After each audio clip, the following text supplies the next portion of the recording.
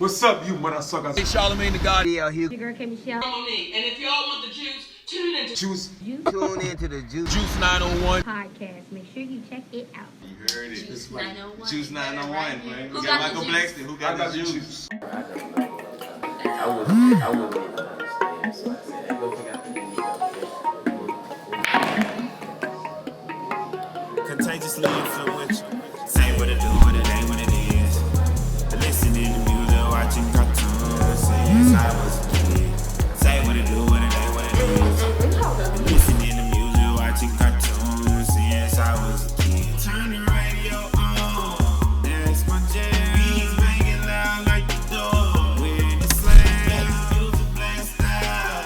The sunroof, play my music real loud so they can. What's up? It's your boy Tay Speaks. What's up, guys? It's India Ebony, the 4-9 Goddess, and we have a special guest with us today. I'll let her introduce herself. Christie Taylor, radio personality, In the producer, building. screenwriter, and a whole lot more. Super excited about being on this side of the table. On this side, we had to flip it on Sheen. Yes. She used to be in the interviewer. Yes. I mean, interviewee. That's right. Yeah, the interviewer. And Interviewer. yeah, so to be the interviewee today is going to be really interesting. Yes, this is her first time being a guest.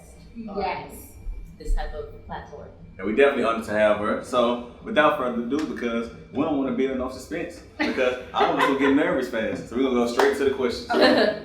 All right, so I guess my first question would be, I'm going to start with, what got you into radio? What got me into radio? I always have to tell the truth and go back to the beginning. I actually Let's go. fell in love with words as a child. So my love of radio is linked to my love of words. And my love of words came from being an avid reader as a child. My mom kept us inundated with books, encyclopedias. A lot of times we didn't have television, so reading was our escape. And then I remember, just from telling stories and things of that nature. Then, we're very religious, so certain radio stations we could listen to, but there was this one station she would let us listen to, particularly, I was DC born, by the way, Washington, DC born. We moved south when I was a little girl, Tipton County, Millington area, and I remember old car, AM channel, and there would be this station where they were telling stories. And once again, avid reader, love stories, and here it is now, stories coming through your radio. Right. And for those of the old radio stories, you have, in the door did this, so I was like, oh my God, not only can you read a story, you can hear a story. Yeah. So from that, I had a great fascination with voice, just having that voice speak to me and, just mesmerized me as a child. And I was very quiet, and I'm an introvert who developed an extrovert persona. In order to be in the world of entertainment. Right. I think a lot of entertainers are actually introverts. Yeah. And because of our craft, we Yeah. learn to project, our inner life to the outer world. But radio then found me, because check this out. How did I get to radio? It was not a straight line. An avid reader who fell in love with the voice through radio, but still didn't make a decision to do radio until I was in college. I actually, once again, grew up in the Millington area, Woodstock, graduated from Millington Central High School, have been into music the whole time, and church choirs, concert choirs. Actually went to college to be a music major. Yes, a music major for soprano. And it was in college that I was singing, I was a music major, but I was also in a touring gospel group, touring the country. And it was at that point that I was like, well, do I really want to major in music? I'm already singing like all the time. And I'm like, what else do I want to do? And it was in college that I actually found radio. Because one thing that I actually learned about myself, because a lot of my friends are singers, musicians, producers to this day, is that I didn't have the temperament for the road. And anybody who's a true singer knows that once you really grind it out, you're on the road all the time. Right. Yeah. In our case, it was churches, but just translated that into clubs or concerts. I just didn't like the road life, but I still loved music. Right. Okay. And so it eventually, just through the sovereignty of God, I'm a person of faith. I'm like, where could I listen to music all the time and talk? Radio. So my path, I'm 18 years old, 19 years of age, and that started my path to radio. So I was able to still be around music all the time and yet not have to be front and center and hide behind the mic but still have a microphone. Exactly. I Right. was about to say that. You still had that same presence, basically. Exactly. So my question to go along with that is, so what was your first moment, like, okay, when that bug clicked in your head, like, okay, radio is my thing. How did you go about that? What was the first move that you made? The very for first that? thing was after going undeclared in my degree several times, and for those who are in college, you know, like, okay, first degree, okay, no, I don't want to do that. Second degree, by the time I hit sophomore year and I had done all my gen eds, and they were like, you need to declare a major, and that's put me on the path to really, you know, pursuing that. So once I became a communications major, I think that has evolved over time, but our focus at the time was radio, TV, and film. Yeah. And so part of the curriculum was, okay, now that you're a communications major, you have to start volunteering, you know, go to radio production classes, also be on the radio station on campus. Yeah. And of course, I don't know how you all are, you know, when it comes to this, but our radio station, I went to Oral Roberts University in Tulsa. It was in the dungeon, you know, it had once upon a time. Ours is ours is kind of secluded too. Yeah. I don't know if it's in the dungeon, but it's But not. to You me- know about it, but you don't know about it. Yeah. Exactly. Like one of those things. And the only way you get there is if you know that there's a radio Exactly. station on Exactly. campus. Yeah. So that, of course, that fed into my, man, this is like that cave action. Okay, by the way, I am a blurred, so yes, Marvel Comics, all that kind of stuff. So it's like, wow, you know, seclusion, you know, being able to just haul off and just listen to music, pull records. Oh, this is before digital music.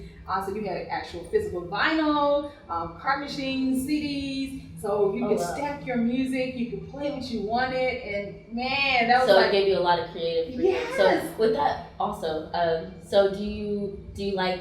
Oh, well, I guess you're not a DJ, but like, well, you know something, Did you we ever- used to be called DJs until street DJs took ownership of the word. So back then, because everybody was pulling vinyl, everybody was pulling their music, you built your own shows.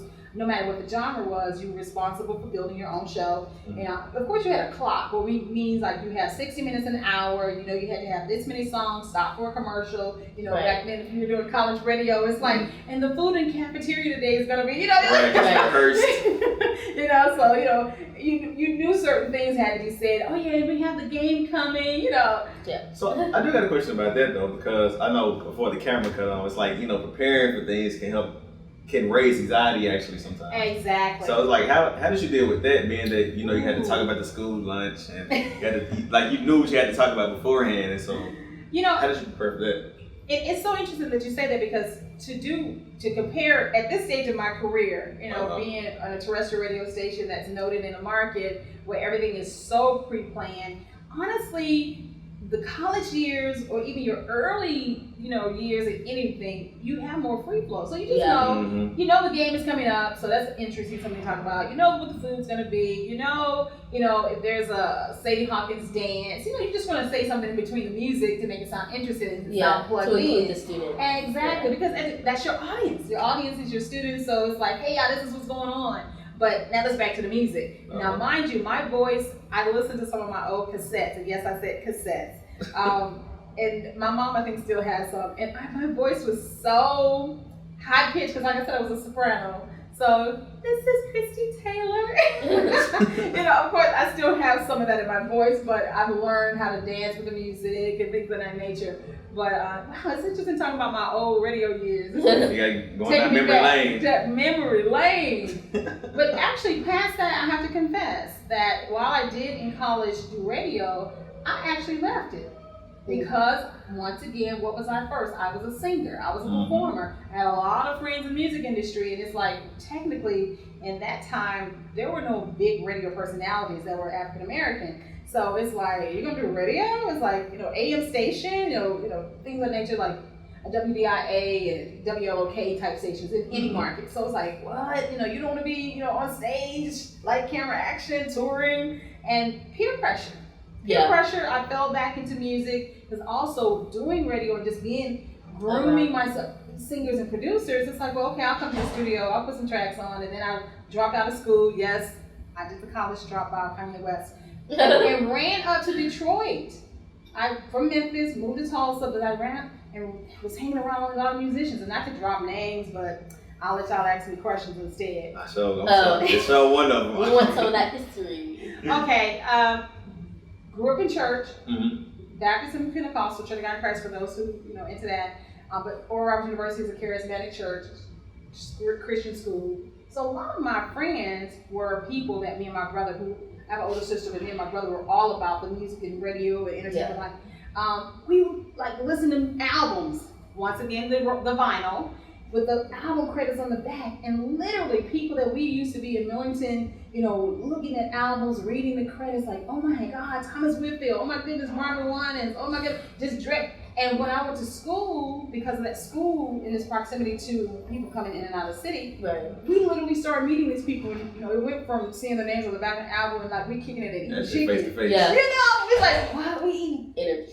Yeah, so I began to get groomed in the industry through that. And of course, when you have friends who are like, hey, we're finna go on the road, and you're like, it's like it took a whole nother level than being in a concert choir or local choir to like, these are people who do this for a living. Mm-hmm. And so I ran up to Detroit and was hanging around with people. Okay, this is telling you all how old I am. This is before John P. Keith even had New Life Community Choir. He was still with PTL, and he was touring that. He pulled some people from Memphis and created the choir New Life. Commission was still a group when Fred Hammond was still a part of the band before Malcolm Sapp. The original Commission, when the Winans was still together, when BB and CC was still a thing. I mean, yeah. Man, you was around legends. Yeah. Legends in the game. And the thing is, before Donnie McClurkin, because when I went to Oral Roberts University, I was staying in this group called Souls of Fire. And Carlton Pearson, if you ever heard of him, he had a movie recently because he's been labeled a heretic in the evangelical circles. Y'all check out on Netflix. It's called Come Sunday. But Carlton had created this group, and my cousins, they had been there at ORU, and they had created the group. So when I was there, I too sang in the group. That's one reason why I changed my major, because I'm singing and touring all the time. Why would I major in music when I'm already there? Because they were pulling us out of class. We were on the TV shows, like, I call myself a singing basketball player. Because, they'll pull you out of class in a minute and say, go and do this, and this. So I was exposed very early to the industry side of stuff. Mm-hmm. But then, like I said, I got restless, dropped out of school, and ran to Detroit because now all my friends were like industry people. They were not just people with a dream. These are people who like, we're finna go on the road and do this play. I'm like, wow. It's like to see it, like literally I was just reading your name on the back of the album, and now y'all like, Christie, you want to roll? But my mom, she slowed the pace down for me on certain things. But literally just being in that environment and seeing things up close and personal. Oh, y'all really got me talking because I typically don't even share this. What's the juice? Chapter. Okay, there we go. I'm sipping, spilling everything. There we go. But it was in that environment that I was around these people who were doing this as a commission. I mean, back in the day, Jodeci, Boyz II Men, so many people based their sound off of commission back in the day. I don't know if y'all know this. This is how deep I was in the industry. Before Jodeci came out, Casey and JoJo were a religious group in North Carolina. I never knew that. Oh my God, yeah, they were on that whole John P. Keith circle, and they couldn't get a record deal because Vincent, which is based in Nashville, which has changed the name 1,000 times, had just signed commission. So literally, they couldn't get a deal because it's like, we just signed a group. And even that was my intro to how the industry works. It's like, bottom line, when the label stacks a sound, they're like, we got one of those, we got one of those, we got one of those. And all this to say, when Casey and JoJo formed Jodeci, and they went to a whole nother level, of course, in the gospel scene, they were like, Hook Boys was just doing, and that didn't do an R&B, so it was just. But that probably gave them that push. It's like, okay, well, nobody's gonna listen to us because now they're everybody was the stacked big because you had the Winans, you had Commission, you had other groups like Take Six.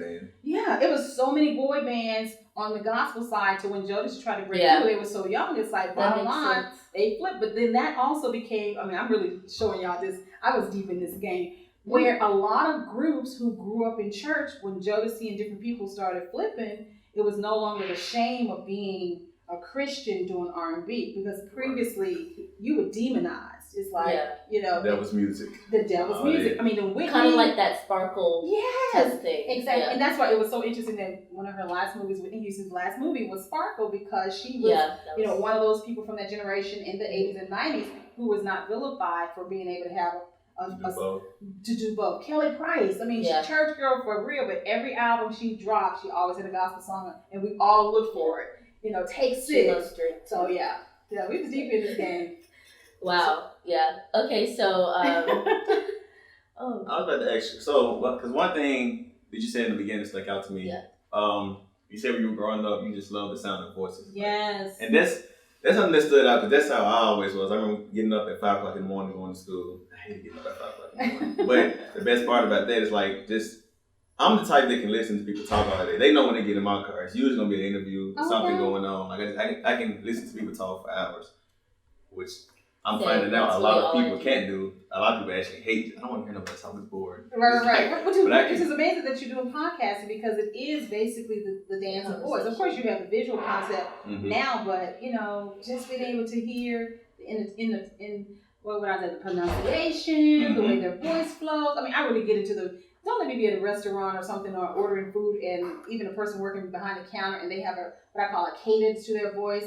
I'll be like, you have an amazing voice. I mean, I'll just straight zone in. It's like, do you do anything with your voice? Like, no. I'm like, okay. It's like, cause I didn't, we didn't always talk about podcasts. We just started talking about even putting together a podcast last year. Oh. Yeah. Because we was playing around with it so we actually got serious about it. Yeah, and we all realized that we just we like this. Because they met me through music. Oh. Yeah. And I was, I rap. And I was writing for people, rapping for people, so I still do it from time to time, but not as much as I used to. Right. But that's what they made me on. This, our stories are kind of similar to how. Something. It's when we even expand my story. Once I fully recommitted to music, and then fell back into radio, it was really always, I started realizing it's always one and the same because it's all under the umbrella of entertainment. Yeah. Because remember, I ran to Detroit in my early 20s, but yet it was in Detroit, being in the music scene and seeing the industry side of things, once again learning. I didn't like the road in college, but now I'm in the industry, in the studio all the time, and I was like, ooh, the music grind just did not work with my temperament. But then I fell back into radio in Detroit. Now, I had to confess, it was clerically. I got a job in the building, doing, assisting in a secretarial capacity, but I was back in the building, and it was the top radio station in the region, WJLB FM, downtown Detroit, and we talking about the heavy hitters. Matter of fact, the TV show Martin was based off of The Morning Guy, so that's how deep it was. And yet, to be in that environment, and speaking of Boys to Men, when they first came through, Tony, so everybody who was hot in the 90s came through that station. Like, you had to be christened by this station to be considered a real group or a real artist or anything. And it was at that moment, I'm like, I gotta be on that side. Right. Yeah. It's like, okay, I was that's playing. That's the rush that you Yeah, it's like, okay, I'm hanging with singers and musicians. That's a rush to itself. But it was like, once I was in the building and seeing how my part could play and still be really into it, it's like, I got really groomed. It's like, okay, this is what. Matter of fact, Arrested Development. Y'all remember them? Mm-hmm. And they had this song, Tennessee. Take me to another place. Oh yeah. I remember. That song was like the hottest song out. I think it was 1990, 1991, and this song was hot. They was playing all the time, like LMA booed up right now. Mm-hmm. So here it is. The song was out, and I ended up being young. Went to my boss and said, how do I get on the air? To this day, the magnitude of what I did, it was like I was too naive. He just had to go with it. Because I was like, how do I get on the air? And he was like, first of all, you really want... You gotta work your way up. Yeah, totally. Yeah, who are you? It's like, I know you're supposed to be typing letters right about now, right? And he apparently realized this chick is just going to zone in and sit there until I answer questions. So he was like, well, first of all, this is a top 10 market. I'm like, okay. He's like, and you work your way up. He said, we're number 6, and it's number 6. I literally thought, being young, he said, and you work your way back up. I said, well, how do I get started? He said, you go to a lower market and work your way up. I said, oh, what's a lower market? I literally thought geography. I said, is Memphis lower? And he was like, I know I have family here. I was like, well, I can go to a lower market and work my way back up north. And he was like, yeah. I said, okay. And song is out, take me to another place, take me to Tennessee. Packed myself, because I had been in Detroit a couple of years, just being young, kicking it, just learning life, learning myself. And as soon as it clicked, like, this is my life, like, this is the world, like, this is where I feel at home. Not in the studio, not on the road, but in this environment. I packed I don't know if I caught a bus, walk, train, plane. I don't remember how I got back to Memphis, but I was like 26. And I literally went to every radio station in the market, no matter the geographic or genre or format, and just apply. Like, can I get, can I board up, So, and that's how my journey started in Memphis. And of course, I have to say this part that one of the all those stations was like, we're cool. But one station, which was an off the beaten path station, interviewed me, thought there was some love, but they never called until the program director called me because I was applying for secretary position just to get in the door. And the program director called me. I'm like, I didn't interview with him. He was like, what do you want to do? He said, I found your. I had a wonderful, like if y'all would just engage with me, make me feel good, like, oh, we could really use you. I'm like, oh my God, I got this job. Never got a call until he called. He said, I found your resume in the trash. What do you want to do? I was like, oh my. In that moment, there was two things. It's like, huh? Right, it's in the trash, but thank you. But so I was like, oh my God. So I jumped at it. It was a little small AM station, but they had an FM station, which is now Hot 107, but it was another station at the time, K-Faith, 107.1. It was on Central Avenue. I mean, I'm taking y'all way back. And they had an AM station, WXSS, which was never on the air. It always went off the air. And I would be on the air. People would call me, you're not on. I was like, okay. Call the transmitter, So, but I was just glad to be in the building again, but this time behind the mic. It wasn't Detroit top radio station, but it's like, this is my world. Right, just feel like you're supposed to be here. Yeah. So with everything you just told us, we haven't even answered other questions, but everything that you told us, have you ever thought about documenting your life in a book or I have never thought about it, but each time I tell my story, people are like, Christie, that's because it's interesting. Book. And I'm like, really? It's when you're living as you all are, you don't really. I never was that self-indulgent. Where I'm like, man, I'm making history. I was never that person. I was like, ooh, I'm killing it. I'm slaying. I was just like, I was more like, I'm figuring life out and I'm finding my passion and I don't want to type letters forever. I will confess that same station, and when I joined in 93, it bankrupt and all that, and then it got sold to Dr. Flynn, became Hot 107. So I was out from 93 to 99 with no radio. Now, mind you, I had done all this hoopla to get into the building, and I'm like, sweeping floors, typing letters on the mic, whatever they wanted, because I just wanted to be in the building and show that I was committed to my craft. And then the station goes up, and it's like, oh my God, I was trying so hard. And I'm like, I technically gave up. Oh, this is a good time, because this is going to probably make me cry, because I'm at a stage in my life where I'm also reassessing things. So the camera is capturing my moment, my honest and truth. And I was like, I just should go back to Detroit.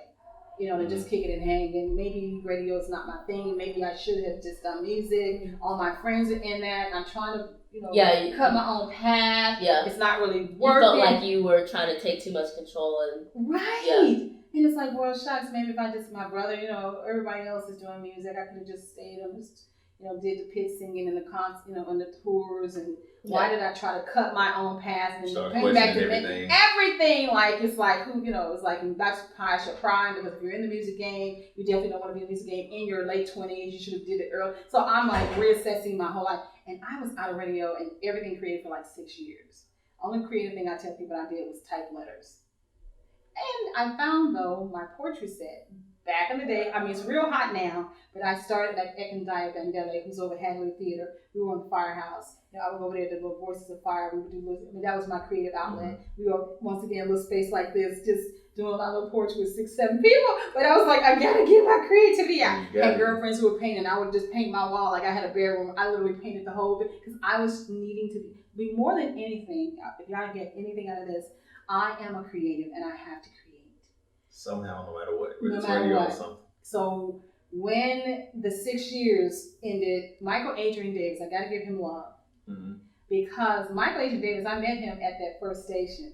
He taught me a lot. And then, of course, when the station belly up, we both were out of radio for quite a few years. And then around 98, 99, he was like, I'm back in radio. You want to get, we cross paths.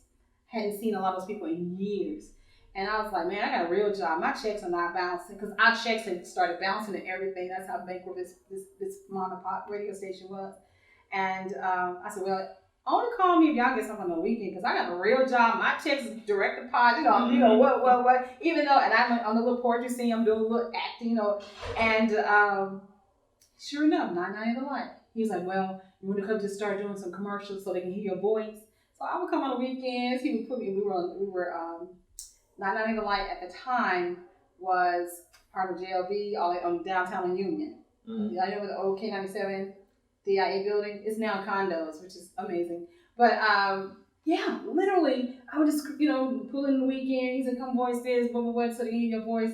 And then eventually, Dwayne Benton, I don't know if y'all remember him, he left to move to LA. He said, well, hey, the weekend just became available. Tracy the thing, didn't want to do Sunday mornings. He said, do you want that? And then I was like, once again, oh, in the building, on the mic, and I get a chance to have a day job with checks that don't bounce. Oh yeah, I'll come in on the weekend. So I was working 7 days a week grinding that out, and eventually it was once I got in the 112 Union building, that's what we call it, 112, that my life just totally took another path. Because then I bounced from the weekends, from 990 to the light after a year. My numbers were crazy. I didn't even understand that. Remember the DC boss, Detroit boss said, work your way up. Mm-hmm. Then that's when it clicked in my mind, like, oh, is this thing? It's like, they got a stable environment, their checks don't bounce. It's like, let me grind this weekend out. So I grinded 990 to the light on Saturdays and Sundays. Then they bounced me over to B101. I did rhythm and praise. Eventually became Tom Jonas, local producer in the building. So I had Sundays and that. And they moved me, because somewhere in that too, I was working another day job. Mm-hmm. They ended up hiring me in the house doing the same secretarial work, but I was still able to do my on-air stuff. So I was in the building 7 days a week. And then eventually Hallelujah launched. They switched me over.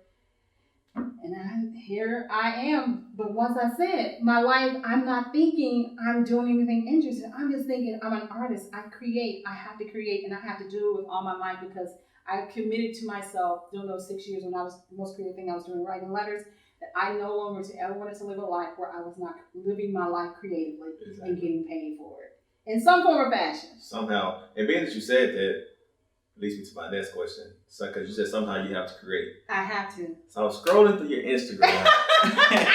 And you said, I love Instagram. And I see a lot of art on there, like a lot of paintings. Yes. There. Like, what got you? What got you into that? Like, of course, I know you have to create. Something I have to create, but my appreciation for the arts is really broad, and it really comes from, like I said, that little girl who read books. Mm-hmm. But one of the things when you read books is you paint pictures in your mind. Exactly. So once again, when you're listening to that, radio story, you're painting pictures in your mind. And then as I became that singer-songwriter, you're telling stories through your songs. Even as a radio personality, I could be Michael Jackson by day, the timid Michael Jackson, get on stage and you boom. So you're constantly creating, and of course some of the things that I've been through academically taught me about acting and being able to become the person that you want to be internally, projecting it out. Because I'm an introvert with an extroverted persona that I created. Yeah, so art to me is the final expression of your inner life.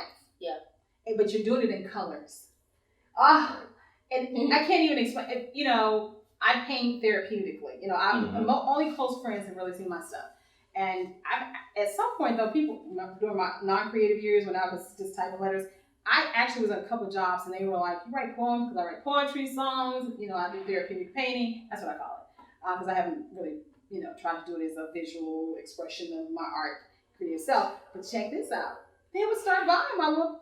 It's like, could you put a poem on top of it? Because I was literally doing something now I see in stores where you have art framed with words on top. I was doing that stuff way back in the day when I had the transparency stuff. It was just hilarious.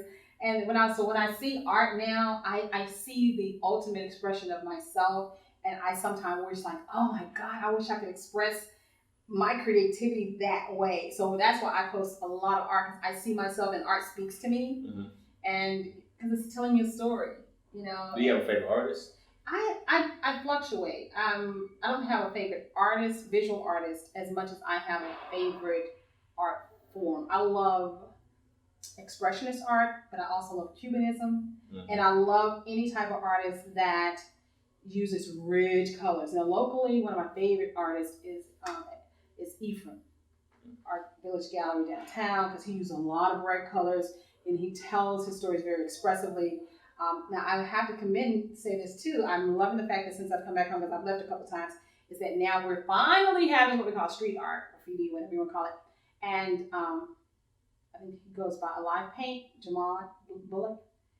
Alive Paint. Yeah. Check him out at Alive Paint. I love his murals. And there's another cat, I think he's a white guy, who also are their friends. They have some of the most vibrant art. Because I love bright colors. I mean, I think if I lived anywhere in the world, it would have to be the Caribbean, because they use a lot of colors, a lot of rich colors. Yeah, so I'm in love with art and photography. And I have to say, my friends, they tease me about my photography though that's on my IG because a lot of times it's nudity. Because I do have a fascination with the human form, and particularly the Black human form, because oftentimes we're not given the space to be beautiful and to be naked. True. Which leads me to my new book. Go ahead and ask me about it. Oh, yeah. So, about this new book. Somebody just told me about it. Can you tell us about that? Okay, speaking about being naked, I've always written in some form poetry, songs, all like that.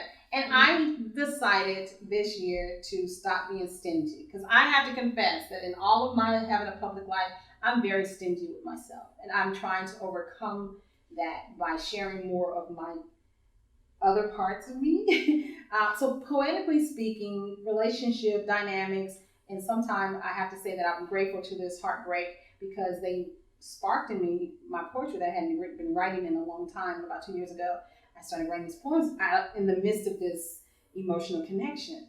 And this year it pretty much fizzled all the way out, but I'm like, man, I wrote a lot of poems with this. So it's like, put it together in a book, because everybody's now saying, girl, you can just upload stuff. Because the technology is like so easy. I was like, well, who want my poems? It's like, those are just inner thoughts, because I've been writing forever. And I did. I finally wrote and compiled the book in April, and I set it up until August. And I finally one of my friends like, girl, just upload it. Don't even think about it. Createspace.com. And it's called Soul Naked and Deeply Affected. And it is definitely a journey into my inner life like I've never shared. It would have been easy for me to compile all the positive things I post on my Facebook, because my mama follows me on Facebook.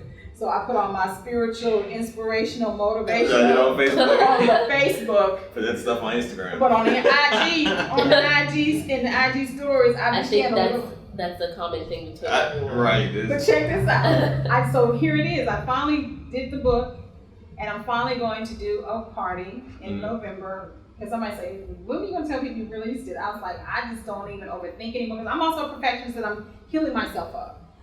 Instead of waiting to put things out, just release it to the world and let the world judge. So my mom, I ordered it to her house. She's read the book. She said, I read your book. Now mind you, some of the stuff is a little naked. And she actually liked it. So she gave me thumbs up, especially by the end where I'm doing the self-healing. And you'll love it, because a lot of young ladies who've read it, they're like, man, this is my life. Because it takes the journey of a soul. When you first meet that dude, he all fly. He got you all like, ooh, my butterflies. They ain't felt that in a while. Right. And then midway, you be like, why he ghosting me? I didn't even know what ghosting meant, but they said, girl, he ghosted. I'm like, do you watch Ghost? Insecure? I love that show. Okay. Yeah, that was like the last episode. Yeah. Yeah, I love that show. So I was like, oh, so that's what's going on. Oh, all this. Okay, thank you all for the terminology. We used to call it something else back in the day. What was it? Oh, honey. Disappearing acts. Magician. Yeah, disappearing act, when the guy was just kind of like, ghosting. It does like Casper. I mean, totally. I like the name, because you all really do come up with some really legit, like lit gaslighting. I was like, man, I know there's a reason why they're saying this, and I want to find out. Okay, the roots. Right. Yeah, okay. I do the same thing. Yeah. I had a girlfriend. Even though I'm a part of that generation. Yeah, I'm it's like there's somewhere. okay, and yes, I'm a lawyer for real. The linguistic aspect of the way we come up with words and how we marry them with an emotion or feeling or thought, and then you breaking it down right. Yeah. And it's like, what does that mean? And it's like, and when you realize the great, thank God for UrbanDictionary.com, and so I can just be really on my grown, Gen X self, and like, let me dive into what this means. And I'm like, well, and then I'll even do this like, okay, they're using that properly. It's like, okay, that would be proper. That's an adverb. That's an adjective. Okay, random question. When's your birthday? December 30th, Capricorn all day. Okay. Yeah. Okay. I'm a grinder. Sure. I'm ambitious. Yeah. We're both Virgos. I have some dear friends who are Virgos. You sound very earthy. Extremely. Yeah. Extremely. So I really need to ask. And I just had a Virgo who just went ballistic on me this weekend, because she's really, being very real. At this stage and age of my life, I like to say that, I'm once again questioning everything. Like, you know, am I on the right path? Am I supposed to be still doing this? What am I supposed to be doing? What is life supposed to look like? You know, I'm just going through all of this inner work. I think it's the planetary retrograde. Yeah, Venus. Oh my God, you know, everything. This whole year, 2018, it's like, Lord, if one more planet lines up, Jesus. But at the same token, I'm finding that it's making me go deeper than I've ever been into myself and finding things that I never shared. And so like I just broke the fourth wall. Oh yeah. Just like that. Just like that. Just like that. Intentionally. I guess that's what keeps you driven though. Just the fact that you don't know. Right. It's like it's a constant journey of trying to find out what am I supposed to be doing. So that's what keeps I you love moving. you all's generation because, and I hug you all in my soul because you all have allowed us to articulate things in a way that we never had the freedom to. I feel like it's a lot more authentic in a way. Like authentic is it's just like, okay, there's nothing wrong with me being free. Like that's literally, I think that's what we. And it's interesting that you say free because Generation X came out of the baby boomers, right? Telling the millennials, some of y'all may be more X, Y, and Z. But I don't know what I am. I know 20. I think you're.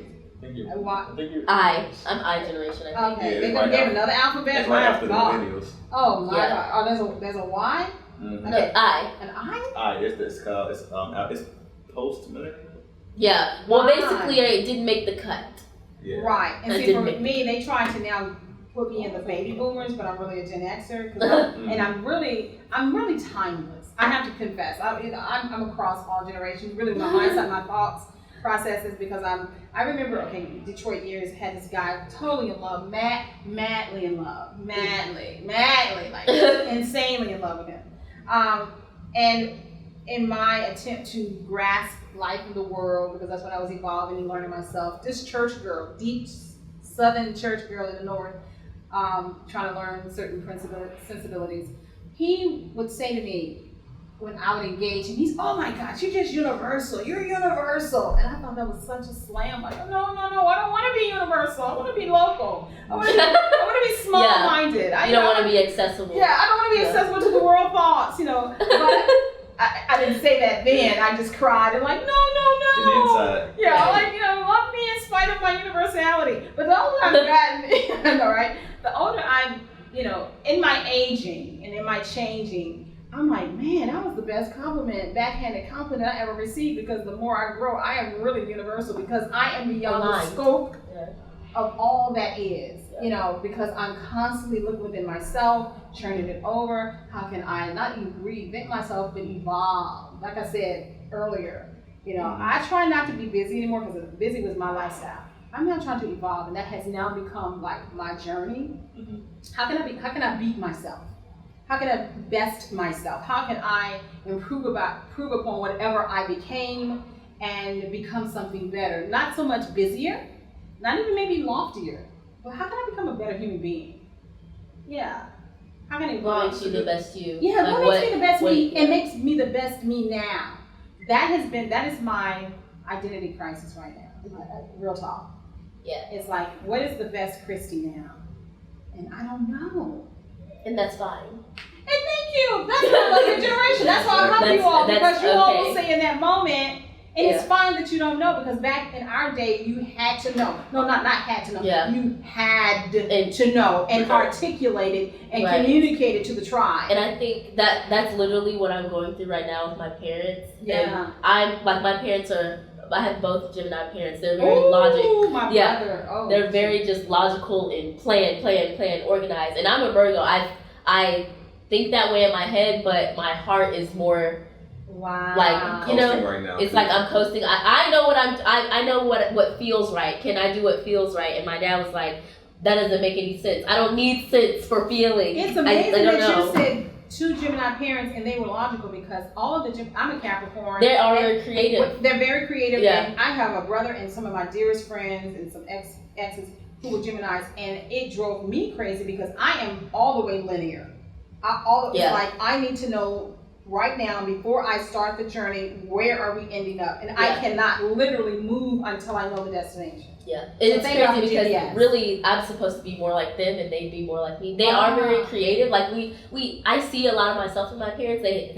But they're so. I think it's just where they grew up, how they. Yeah, that doesn't. I don't even think that's truly them. And like, if I were to explain that to them, it's like telling them about themselves. Or something. That would hurt. So but this is what I've declared for myself instead of pretty much, I guess, breaking that type of curse. Upon them or whatever, because I'm the youngest too, and I see myself like teaching my own siblings like not how to live, but it's like you don't have to, and it's like they see, like especially I think what I'm doing like right now is very inspiring to them. It's like how did you get that? How did you do that? I'm like I really don't know. Like this is what I like to do, and that's what I'm putting my energy into. It's not like I don't have to. I don't. Yeah. I think it's for the best as long as you put good energy into something. Yeah, that's true.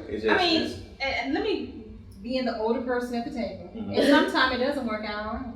Yeah. I mean, real talk. And honestly, that's one reason why I do enjoy talking to younger generations, because I give myself a pass, even though I'm hard on myself. I'm learning to be gentle with myself. However, I will say that a lot of my friends will come to me of all ages and like, well, Christie, how did you, I'm like, well, I didn't know where I was going. I had a destination in mind. Now, that's the only thing. I may not know the path, because some people need to know the path. I need to know the destination. Same. That's exactly how I need to know the destination. Yeah. I'll go through tunnels, mountains, oceans, as long as I can still in my mind's eye see that's where I'm going. So I do have a question, because I know before I graduated from University of Memphis with a BBA. Oh, wow. Had nothing to do with music, communications at all. But I realized that, like, as I was about to graduate, that I really didn't. It's not something that made me happy. Right. I don't know if somehow I'm supposed to be using my voice, whether it's through music or whether it's through this kind of stuff. A radio podcast, somehow on the radio, like somehow I'm supposed to be using my voice. I guess my question is, like, would you say this? If someone came to you about radio, would you say that school is important when it comes to it? Like, getting a degree in communications or something like that? Or does it depend on the person or just? It depends upon the person in the market. Mm-hmm. The advantages that you all have now is because education is so available till now companies build it into it, particularly because so many media companies are corporate owned. Mm-hmm. So they're looking at resumes and degrees now. Right. Back in the day, it was strictly talent. Most people who are legends in radio, some of them didn't finish high school, let alone get a degree.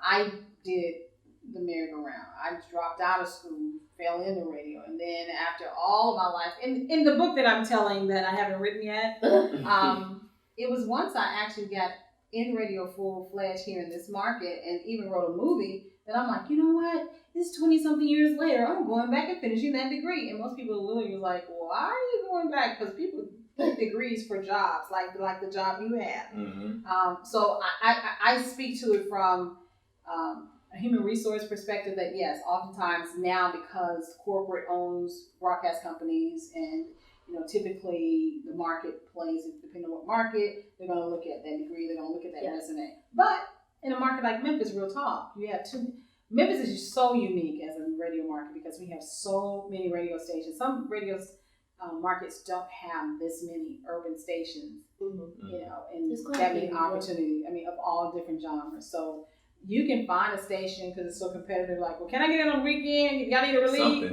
So you can find a way to get in the market. And the very fact that we have a university station that is actually listened to by the general population, and even a high school radio station that's listened to by the general population, that's unheard of. That's literally unheard of. Yeah. Okay, so going off of his question, a networking tip. Okay. I learned this when I'm going to share this, that no matter the industry, no matter what your sector is, whenever you're meeting people and you're hobnobbing, and I confess to the camera that I confess that I really would sometimes be in the room with amazing people and would feel very small, feel very small and insignificant. Now I knew I had talent to be there, because it's one thing to know you're talented to be in the room, but it's another thing to believe that you're supposed to shine in the room. Okay, so understand that. But because I have been in the room a long time, technically since I was 17, I did learn to network and use things in my temperament to my advantage. Yeah. First thing is be cool. That's the first thing. People love cool energy. Make everyone feel like an everyday person. Maybe Yeah. just be approachable, like Just be cool. No defenses, no agendas. Oh my God! And in this industry, people walk in with agendas, and people sense that. So anybody that you really need to make a relationship with, and notice I say relationship, not connection. Anybody you need to make a relationship with, they're gonna be the main ones who like, she coming too strong. Right. But so first of all, just in networking, walk into the room knowing I need to be there, I'm supposed to be here, and I'm cool. And I'm gonna make relationships, not connections, not hookups, not, Yeah. Because when you think about, when you think about the word, when you think about the word relationship versus connection, I think it's a stronger bond. It is already. because you want to bond because Wi-Fi can disconnect very easily. What you said, it take a little bit more to break up a relationship. That was a nice one. Yeah, okay, hashtag. That. But one of the things that actually was something that somebody gave to me as I began to really at the next level, because a lot of times I would be in the room, but I would not be engaging in the room. Mm-hmm. But I would be in the room, cool. People like, who are you? Like, oh, you're so sweet. Blah, blah, blah.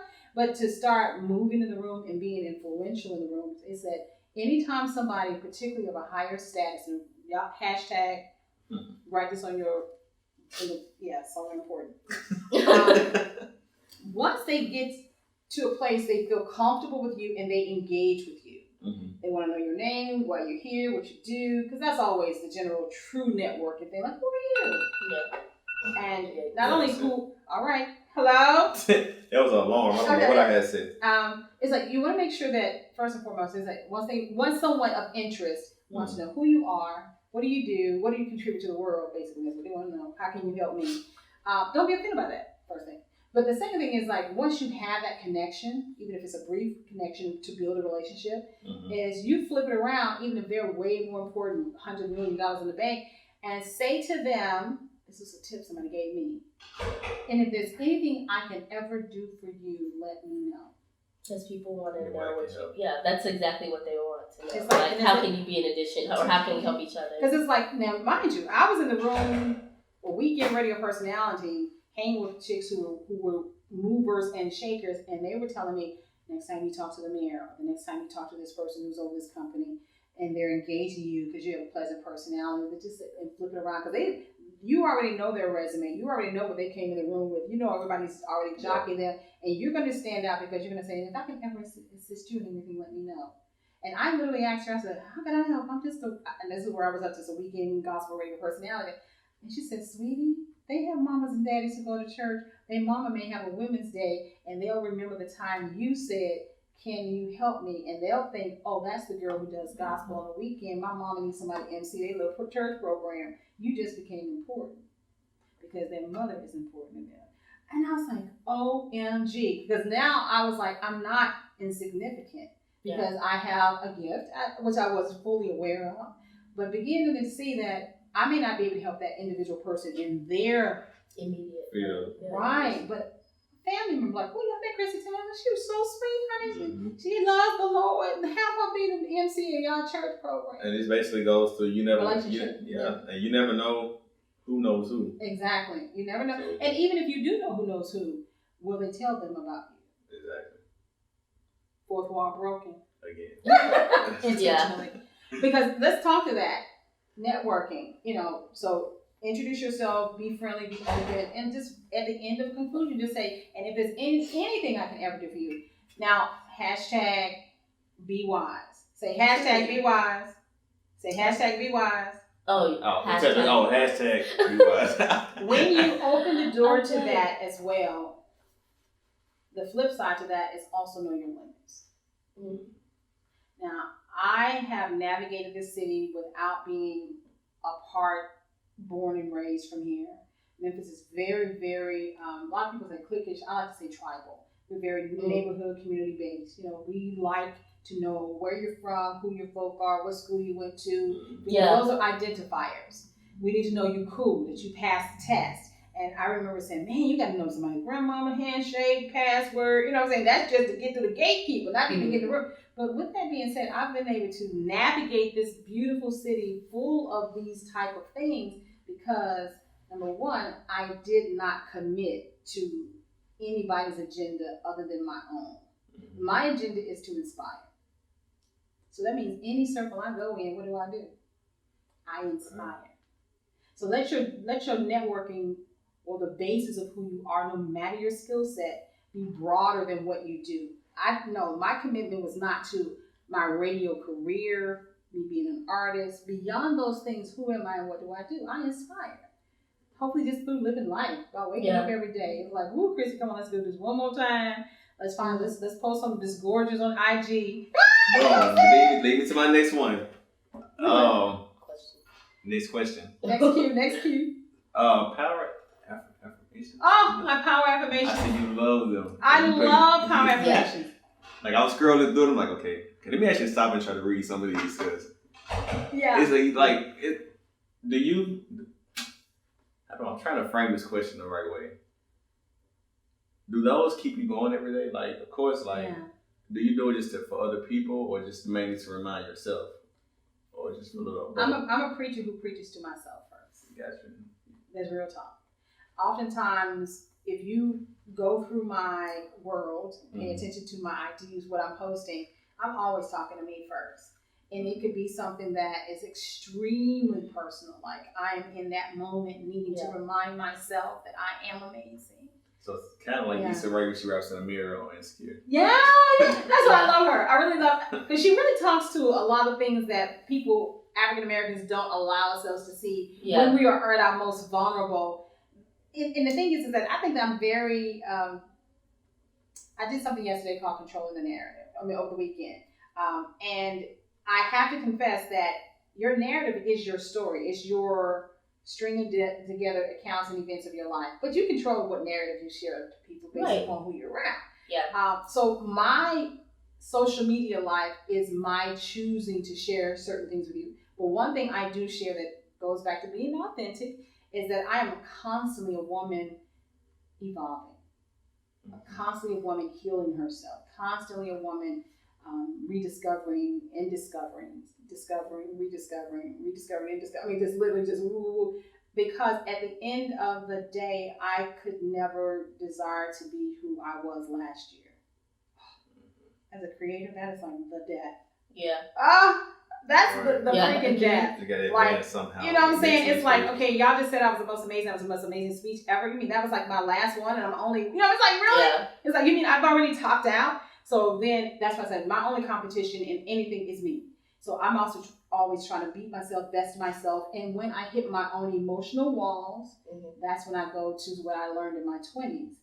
I affirm myself. I make myself stronger in an era where I feel I may be weak or lacking or afraid so I do affirmations first for me, but then of course I think they're cool because most people, when you're going through your threads, you see everything but something positive. Yes, everything but, you know what I'm saying, y'all got 1,000 things, somebody doing crazy, dropping off of buildings, cats, dogs talking, and somebody got shot, and then you're like, oh, Christie Taylor just said, I am amazing. In the midst of all this, I am amazing. Say it with me, I am amazing. So, and I share that through radio because I inspire. That's what I do. Through my art, through my work, through anything, through my IG, through my Facebook. I'm here to inspire you to live your life like I'm living my life, which is like without limits. And when I hit a limit, I push through it and I encourage you as I'm pushing through, like, hey, let's push through our limits together.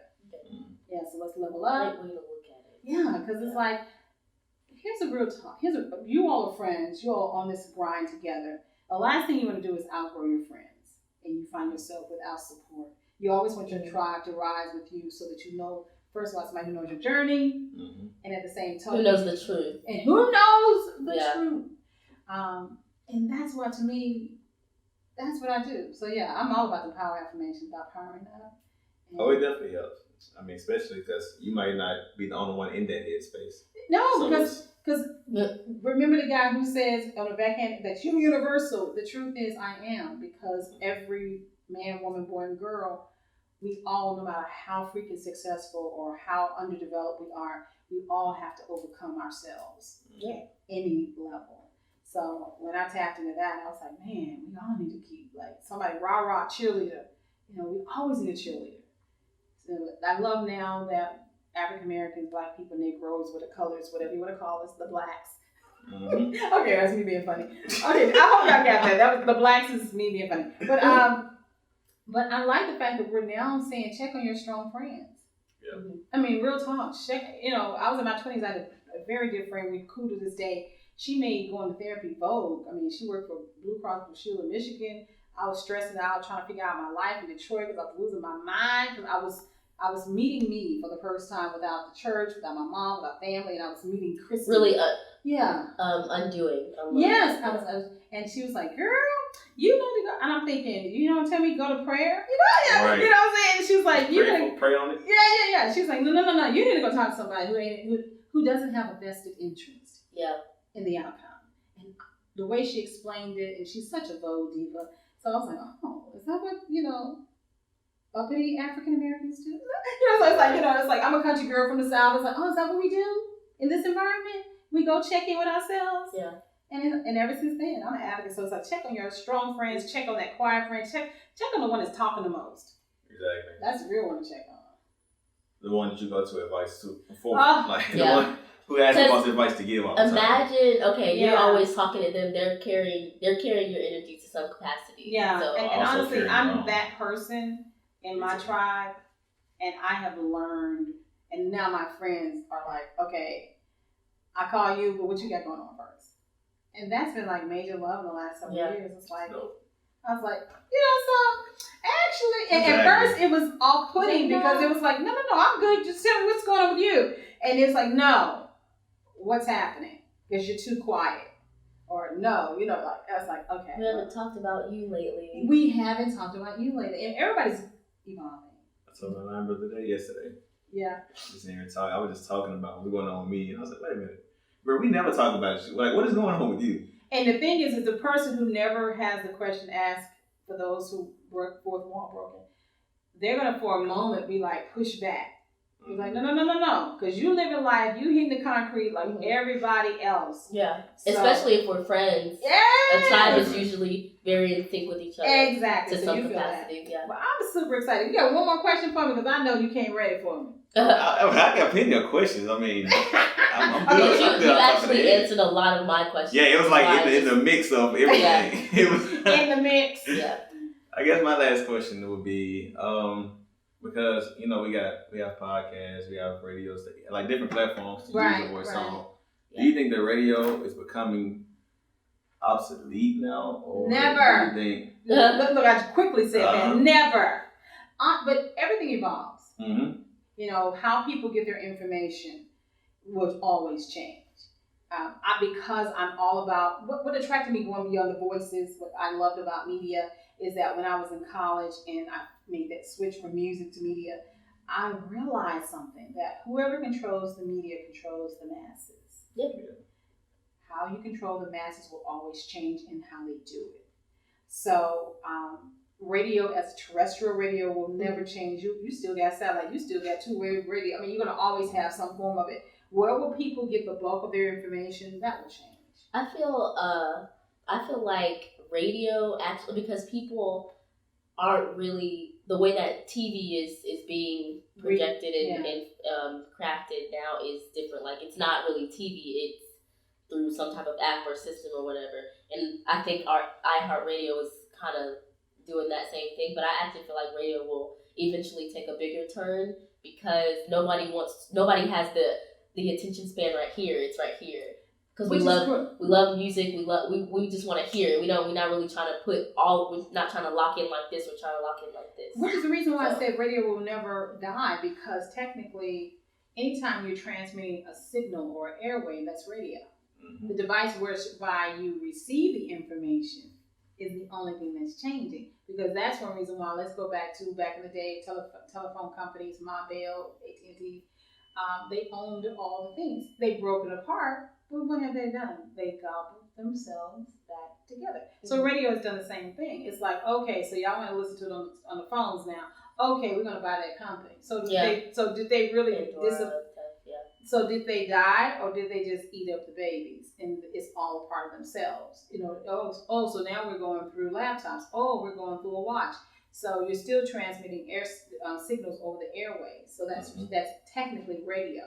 Television had to reinvent itself because it had become as compelling as movies, because people, episodically speaking, utilizing European style of storytelling, nobody wanted to wait till next week. Yeah. I want to be able to watch it all at one time. I want to binge watch. So, you just now create episodic television in one package and you call it Netflix.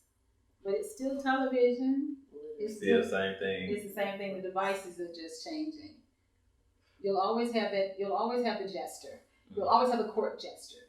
The person the comedian in the middle of the king's palace that keeps everybody entertained. You'll always have that person. What they're wearing may change. Where they perform may change. But we will always seek to be entertained. Beyonce. Exactly. Queen Beyonce. Beehive. All right. Anything else? Okay, I have one more. Okay. Now I'm not trying to say. I told them purposely that I was trying not to get into my interview mode. It's like I know. But yeah, okay. So I have one more question. Yes. Do you have? I know a lot of radio personalities. They have this thing that they do. They're I guess a ritual. Do you have a certain saying? Do you have a certain segment that you do, or any type of niche that you what's your thing? My thing is, real talk, beyond the elements you hear on the radio, is I have to have my studio lights down in the middle of the day. And it needs to have a tropical weather temperature in there. I cannot take it cold. That I cannot. I must have the sauna. This room feels amazing to me. And the very fact that the lights are down is good. So that's my first thing, is I have to create the environment. Feng shui. And I also disinfect when I come into the studio. I will get the Clorox wipes. Nobody's even in there. I just do it because I just feel the germs. Yeah, when I walked in last time, it was like that. So once you get past environment, so that y'all can know, oh my God, Christie, when she gets to work, she's going to, first of all, dim the lights. She's going to turn on her space heater, and she's going to disinfect the counters and everything. And then we get into the show, because then I can I'm at home. And then we get into certain things that I have to do. I have to inspire you. So at 10:42, you all can always get my power affirmation. Also on my show, I always want to make sure I give you all what's happening in the city, because oftentimes when you're in a corporate-owned situation, it's all about national stuff. Right. What's happening locally, between the music. So what's the 401 and the 901? Mm-hmm. And then, of course, celebrity news, spilling the tea. Now, I don't be as ratchet as some people, honey, what you doing? But I do try to give y'all a look. But I think, if anything, it's my power affirmation. If that's the one thing I have to do, it's my power affirmations. I got to power you up. Come on, repeat after me. Let's go. I am amazing. So that's my go-to, right? No, but that's my thing. Is to inspire, to power you up, to build you up on the inside, so you can shine on the outside. Yeah. This is definitely a great conversation. This is amazing. Now, this is good because that's what I like. Now, one thing, real talk, radio. Remember the networking concept. I don't believe in networking. I believe in building connections and relationships. Mm-hmm. The other thing I don't believe in is interviewing. I believe in having conversations. Because at the end of the day, the more relaxed you make me, I'm going to give you more juice and more tea and more milk and kind cookies. I was about to say, that's what Monique told us. Yeah. We interviewed her. Yeah. Y'all are really good. So let me give y'all some love, because you all created an environment where I could relax and just spill the tea, juice, and some milk and cookies. Yeah, and I know, I'm pretty sure he does too, because we're very alike, but I like to make sure I'm taking something from someone I'm talking to. Exactly. Okay, what did you take from, turning the chair, so what did you take from me today? Okay, so for me as a woman, for one, I guess. Okay, sorry.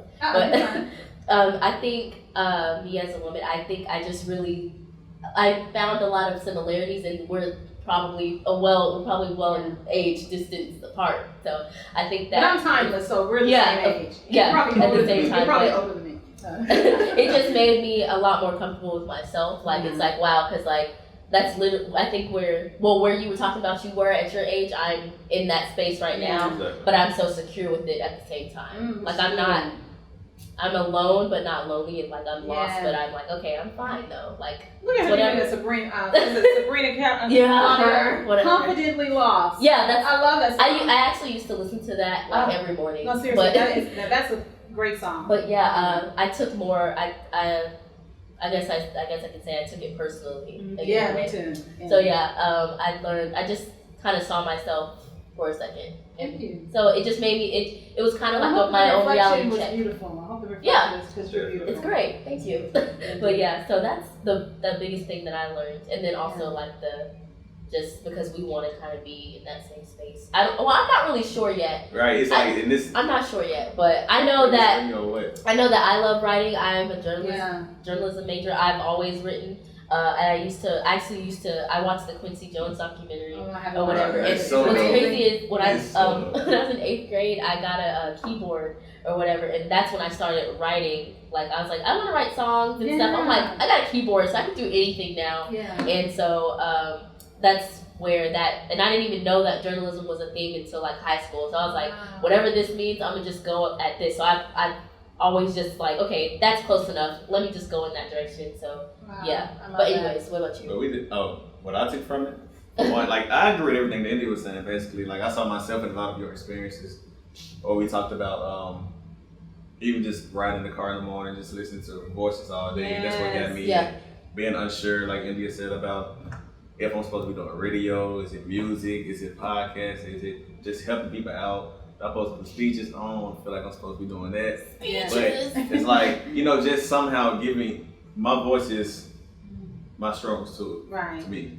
Yeah. So it's like, just trying to figure everything out, and it's like the journey that you were talking about. And it's been a grind. I'm pretty sure you got in debt, but I'm pretty sure it was a lot more specific things that could have. So I'm like, I can tell that you worked hard for you. Just thinking about, because while you were telling your story, I was like, okay, she's just telling the career part. Imagine like the relationships and all that, because it just made me think about. I'm like, wow, like really, I'm doing a lot, and it's like I'm still doing more than what I'm thinking. Correct. So you move off from last year. That's true. Because the whole time you're doing the career, you are living life, and you're those stories in between. are also being written while you're living. That's why I said, a lot of times when I tell different parts of my life, like, man, you need a book. I'm like, I was just living life. But I want to watch the Quincy Jones documentary because it's so good. Because honestly, Quincy Jones is one of my phantom mentors. Meaning, if I ever was like super, super afraid to go into a room or to sing or to perform, there were like 2 or 3 people that I would say was in the audience that would, like, if they were in the audience, Oprah Winfrey, Quincy Jones, and those were the main 2. And I would say, what if they were in the auditorium?